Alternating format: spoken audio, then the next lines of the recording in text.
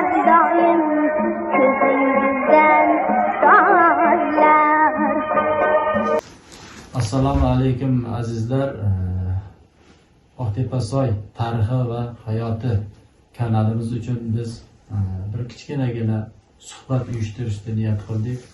Biz bu suhbatimizda elimiz ardog'idagi inson bizni birinchi ustozimiz Ernazar va Manzura ustoz bo'ladi.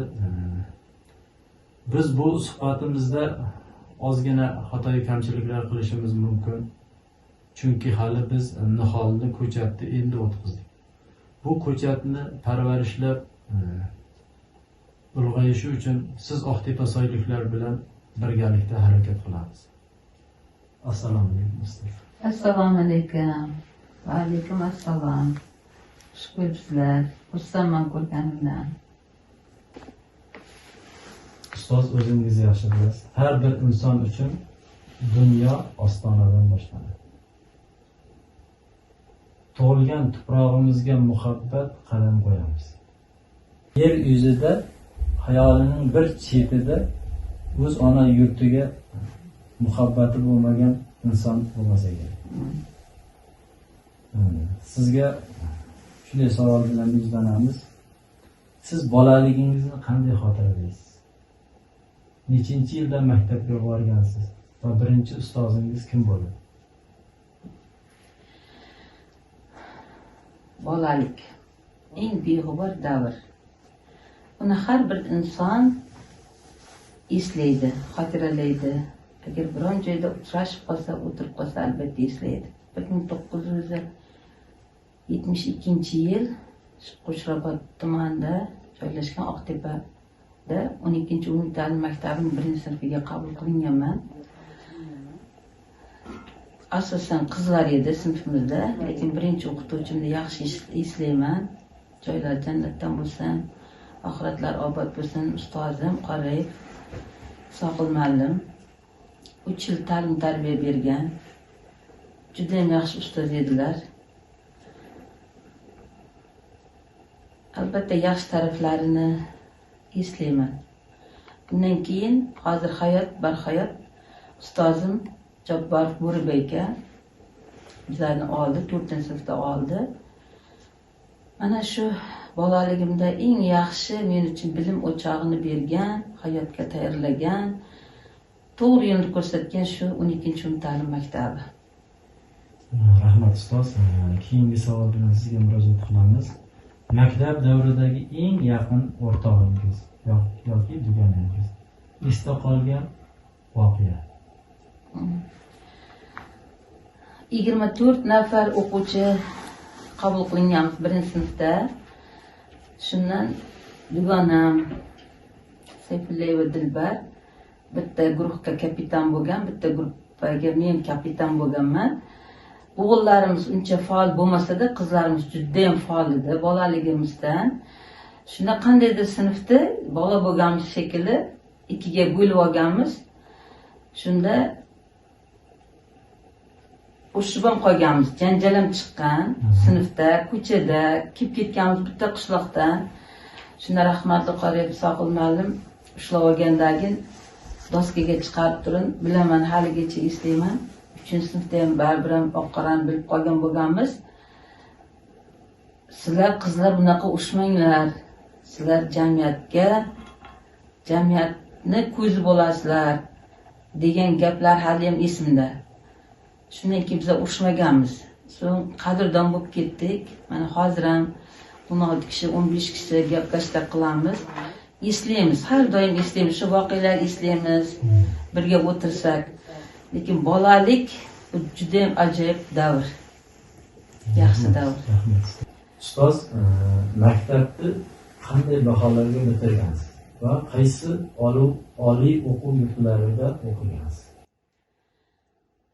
Maktabda shu 4-sinfda bizani Jabbar Bo'ribay muallim bizlar 4-sinfda olgan bo'lsa, maktab 4-sinflarda uncha yaxshi o'qimaganman, eslayman.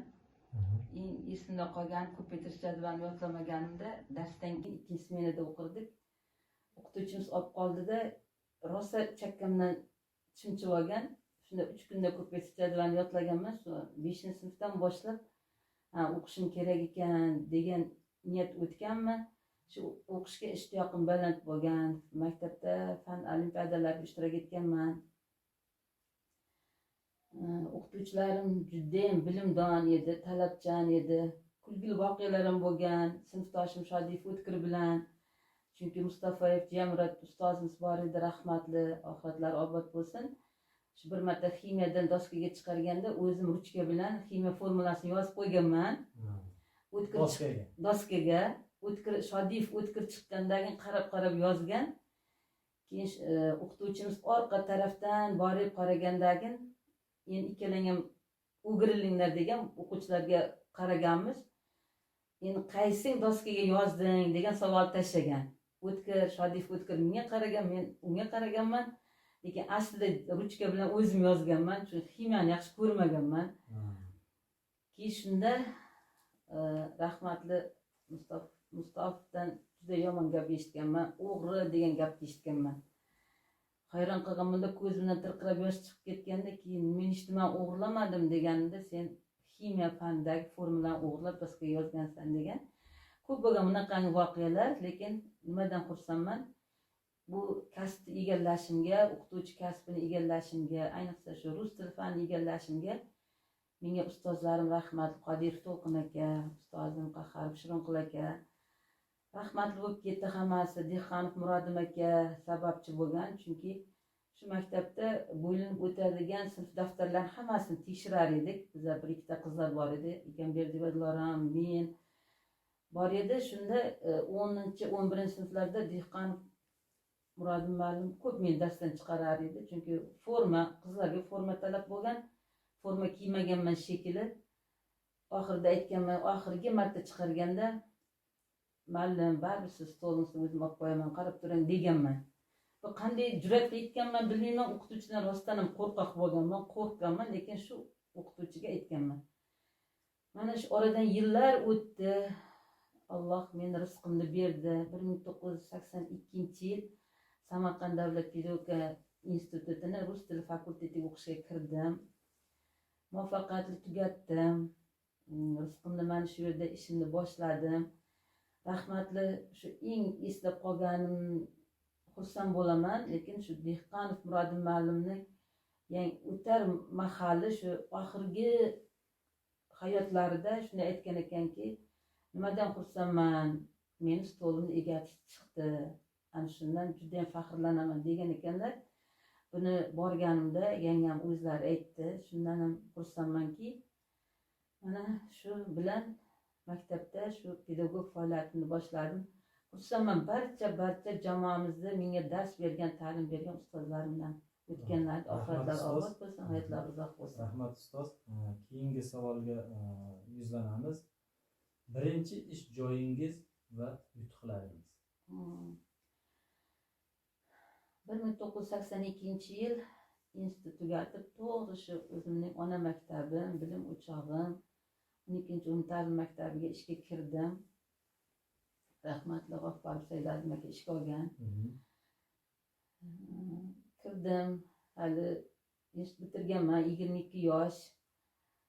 Saidazim ustozim doim paxtaga desa ham tojikchalab aytardi, zaryaddan "Manzurat, siz bu, sen borasan qizlar bilan" der edi. Lekin mana shu yerda 19 yil yoshlarga rus tili fanidan dars berdim. Hozir o'zimni shu fanimdan bo'lmasa ham bir safdan men bilan faoliyat yurityapti shu maktabda. Xursandman bundan. 2006-yilda shu maktabga o'quv ishlari bo'yicha direktor o'rinbosari bo'lib tayinlandim va 2007-yildan 20-yil oktyabr oyigacha shu maktabda maktab rahbari lavozimiga tayinlandim va bir necha maktabimiz yutuqlarga erishdi.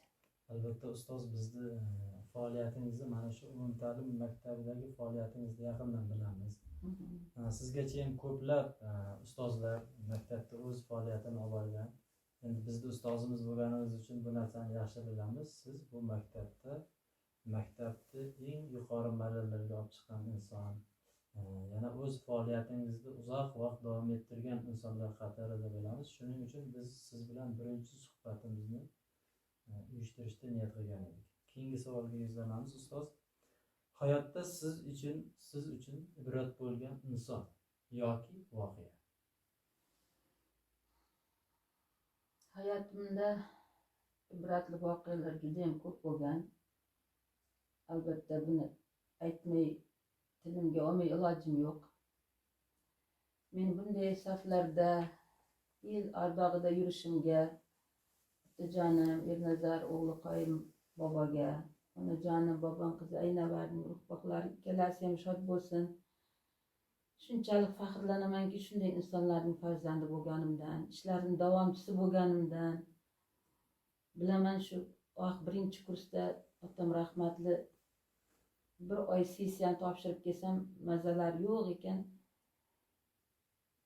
Ota, men keldim, sessiyani 5 ga yopib keldim deganimda, faxrlanaman qizim sendan. Endi hech ham kasal bo'lmayman. O'qishlaring bardavom bo'lsin, yaxshi inson bo'l. Hayotda o'z o'rnini topishingni bilib ham sen ismingga Manzura qo'yganman. Ilohim hamisha manzur bo'lgin. Oilangga ham, hayotga ham, jamoaga ham umuman yaxshi inson bo'lgin degan ekanlar, duo qilgan ekanlar. Mana duolar ijobat bo'ldi. Xursandman shundan. Hamisha faxrlanaman shunday insonlarning farzandi bo'lganimdan. Va shu maktabda ta'lim bergan ustozlarim ham menga ibratli bo'lgan. Rahmat ustoz. Sizga oxirgi yakunlovchi savolimizni beramiz. Bizni kuzatayotgan biz yoshlarga hayot tajribangizdan kelib chiqib qanday tavsiyalar berasiz? Hurmatli yoshlar, hamma bolaligini o'tkazadi, o'smirlik, yoshlik davrlarni o'tkazadi, mustaqil hayotga qadam qo'yadi. Bu mustaqil hayotning yo'li juda ham og'ir, o'nqir-cho'nqir, dog'lari bor, yantoqlari bor, tikonlari bor. Hammasini bosib o'tish kerak. Avvalambor buni hammasini bosib o'tish uchun ham ilm kerak. Insoniylik qalb egasi bo'lish kerak. Iltimos, mana shu yoshlarga aytmoqchi bo'lganim, birinchi o'rinda ota-onangizga hurmatini qiling, ular duosini olib qoling. Bu o'tkinchi dunyo, hammasi o'tib ketadi. Ikkinchidan ko'proq kitob o'qing. Begonami u, yaqin odamingizmi, jigaringizmi, dilini og'ritmang. Bu dil og'rish, bu kechirilmas narsa ekan. Alloh hammamizni hayotimizni bardavom qilsin, yoshlarimizga insof bersin, keksalarimizni iymonli qilsin. Mana shu eng yaxshi oy Shabbon oyida Xudodan, Allohdan so'raymiz. Barchamizni, yoshlarimizni ham umrlariga umr qo'shsin. Hayotlari bardavom bo'lsin, yetuk insonlar bo'lsin. Shu maktabimizda ham bitirib kelayotgan, bitirib kelib ishlayotgan, o'qib yurgan yoshlarimiz ham shu maktabning, qishlog'imizning, rayonimizning, viloyatimizning, respublikamizning jamiyatda eng o'rin topadigan insonlar bo'lishsin. Shu tinch O'zbekiston yurtimizga hech qachon ko'z tegmasin. Yoshlardan umidimiz juda ham katta. Rahmat ustoz, sizga samimiy suhbat uchun. Bu suhbatdan juda ko'p narsa oldik va yoshlarimizga, bizni kuzatayotgan Oqtepasoy tarixi va hayoti kanalimizni kuzatayotgan insonlarga samimiy suhbat uchun rahmat aytamiz. Ustoz, Rahmat, sog' bo'linglar, ishlaring bardavom bo'lsin. Hech qachon charchamanglar. Shu hayotni yorqin tarafini yorita bildinglar. rahmat. Oilaviy baxt, tinch xotirjamlik Sog' bo'ling, bo'lsin. Rahmat.